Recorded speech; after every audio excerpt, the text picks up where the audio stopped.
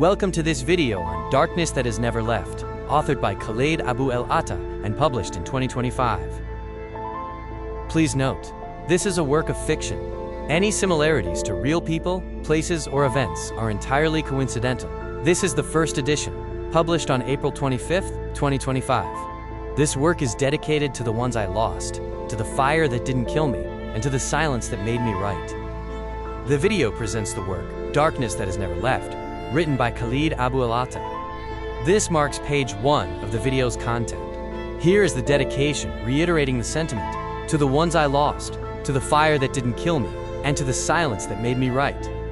The author's note shares a quote, "We do not find peace by escaping the darkness, but by learning to see the light that flickers within it." This page outlines the copyright. No portion of this book may be reproduced or distributed without prior written permission from the publisher. All rights are reserved, with the story offered to the darkness that never left. Chapter 1, Roots in Dust, begins with the author feeling like a stranger in his conservative home. He found escape in rap music and nurtured a rebellious spark while maintaining an isolated exterior. His solitude and curiosity led him down a dangerous path in his teenage years. The first experience with hashish offered a rush of freedom and marked the beginning of a complicated relationship with drugs. Despite a warning from a friend, the narrator continued his habit. Writing became his sanctuary, articulating loneliness and anger through rap lyrics and poems, which were appreciated online. University acceptance in K-City offered a chance for a new start. Chapter 2, Smoke and Mirrors, moving to K-City for university, brought a taste of freedom, and casual drug use escalated. The narrator's apartment became a gathering spot where they used weed and video games to escape academic pressures. A visit home led to the regrettable decision of introducing his younger brother to drugs. The brother's habit grew, leaving the narrator with guilt. Meanwhile, the narrator's academic life faltered as his focus shifted to music and getting high. Chapter 3, The Red Pill Moment. A classmate asked the narrator to acquire red pills or tramadol, a strong opioid painkiller used as a stimulant. The narrator, despite hesitation, procured the pills and decided to try one himself. The pill offered sharp focus and energy. This incident was a turning point, showing a new side of drug use, using chemicals to push limits. The narrator had crossed a line to harder substances. Chapter 4, Psychedelics and Illusions. The hunger for new experiences grew, leading to LSD use. The psychedelic trip offered profound moments, but the subsequent return to reality was unchanged. The narrator's double life continued with slipping grades and involvement in the underground music scene. His writing talent, however, led to opportunities, and he began ghostwriting for musicians. Chapter 5, Beats and Shadows. The narrator left university to pursue music, finding purpose in ghostwriting. He preferred working in the shadows, pouring personal pain into songs for others without exposing himself. The pressure of ghostwriting led to reliance on drugs to manage stress and boost productivity. This dependency escalated from marijuana and tramadol to heavier substances, including cocaine, tranquilizers, and eventually, heroin. He lived a terrifying double life. Eventually, the drugs began to undermine his artistry. Missed deadlines and absences became frequent. His reputation suffered, and clients began to quietly stop calling. Chapter 6, Accommodation. Amid the chaos, a singer named Dollar Lambda Dollar became a beacon of light, his muse and anchor.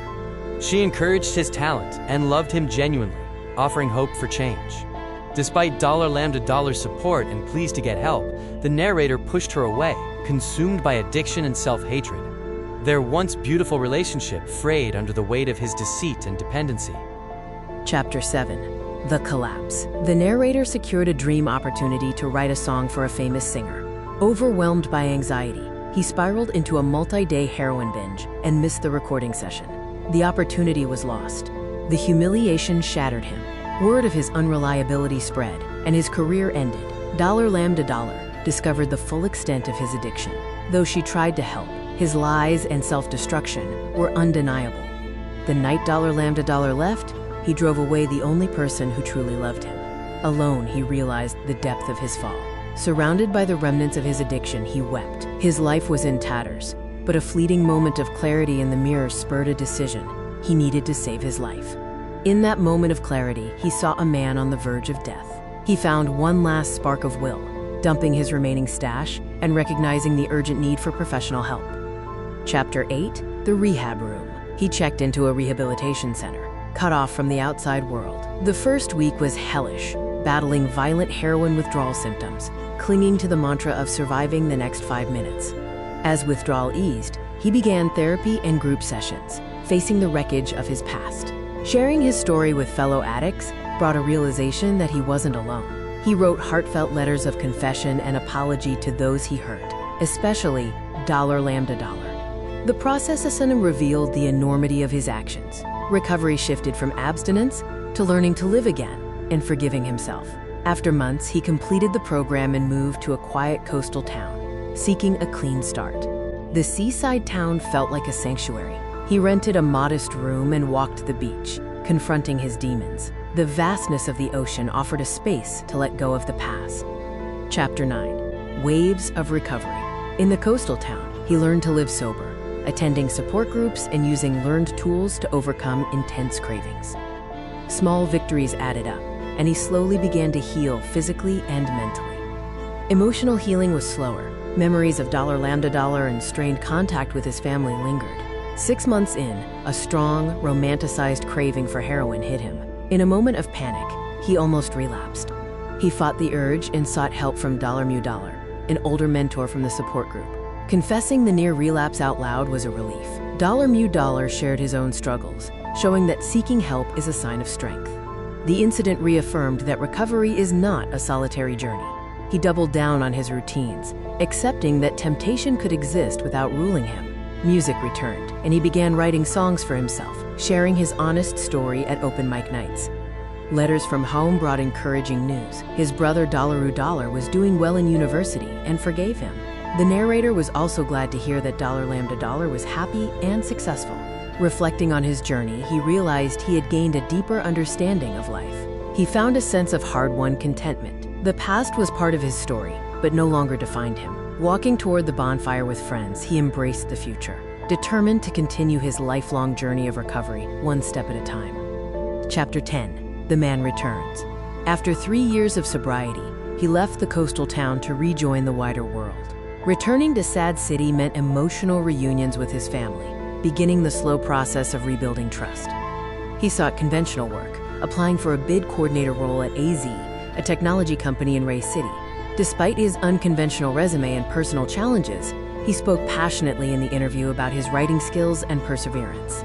He secured the entry-level position and, though terrified, approached it with determination. The work was tedious but enlightening, and he found satisfaction in the structured environment. His writing ability began to shine. He countered imposter syndrome by reminding himself of his hard-won sobriety. His meticulous attention to detail led to greater responsibilities. He left the office feeling proud of an honest day's work, acknowledging his incredible transformation. Chapter 11: Rebirth and Fire. By 2023, he was promoted to bid manager, leading a team and achieving massive success. This was a personal rebirth, channeling ambition into building a successful career. He approached challenges systematically, like rebuilding his life. The results secured over $250 million in new contracts for AZ by late 2024, including a massive IT modernization project. He reflected on his journey, realizing he was now a key player in projects of national importance, a stark contrast to his past struggles with addiction. He and his team became known as the Turnaround Crew, earning praise from senior executives, including the CEO. However, success brought new challenges. He found himself slipping into workaholism, substituting the rush of drugs with the adrenaline of competition. He consciously practiced balance, forcing himself to leave work and get enough sleep, remembering his counselor's advice to learn to live again. Alone in the office, looking at the city lights, he felt immense pride and gratitude for his transformation, and quietly acknowledged the gravity of what had changed. By the end of 2024, he became the go-to person for impossible proposals, driven by a steady burn of purpose, not the false fire of addiction. He had forged a new sense of self, living honestly and succeeding on his own terms. His past now fueled him with humility and gratitude. Despite professional triumph, shadows lingered. In early 2025, he received news that a friend from rehab had passed away from an overdose. The loss was a harsh reminder of his past and the fragility of a second chance. After a nightmare, I realized I needed to confront lingering demons despite my sobriety and success. My mentor, M, suggested taking time off to recharge and reflect, reminding me that old wounds don't magically vanish. I took a short leave from work and drove toward a quiet beach to reflect. I arrived at a secluded beach and rented a bungalow. I spent time walking by the ocean and reflecting. I finally reopened the letters I'd written in rehab, reading each one slowly. I realized I needed to forgive myself and let go of the past for my own sake. That evening, I burned the letters in a fire on the sand, saying a few words to each recipient. I held the final letter, the one to L, and whispered my apology and gratitude, watching it burn until it disappeared into the night. In that moment, a weight lifted. I felt a profound sense of calm, free from the dark grip of my shame. I wrote a new letter to myself, listing my accomplishments, and decided this one would not be burned. I drove back to my life, carrying a lighter heart. I know I will always be in recovery, but I have the strength to face future challenges. I learned to live with both the darkness and the light within me. After returning, I shared my struggles at a support meeting, giving hope to a young man desperate for a lifeline. I realized my story could serve a purpose beyond just my own life. I will face the future honestly, growing from my experiences, and continue living it one day at a time. The video now shifts focus to a meditation on the journey through rehabilitation and the struggle for peace. It speaks of facing crimes committed against oneself and the pain of unresolved past memories.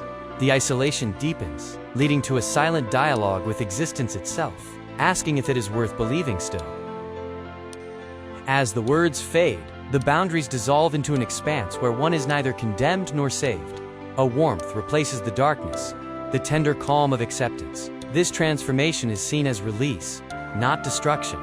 The life's echoes merge into a single note, and at the edge of forever, a new beginning is found. The weight of human trials is set down, and here, in boundless stillness, the journey rests. If you enjoyed this story, you should read Second Chances by Khaled Abu El-Atta. It follows characters shaped by silence, stubborn hope, and the slow pull of memory, capturing lives that almost connected.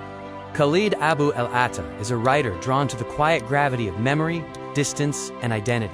His work explores the emotional architecture of lives shaped by fracture and the hope of return. Second Chances is his debut novel,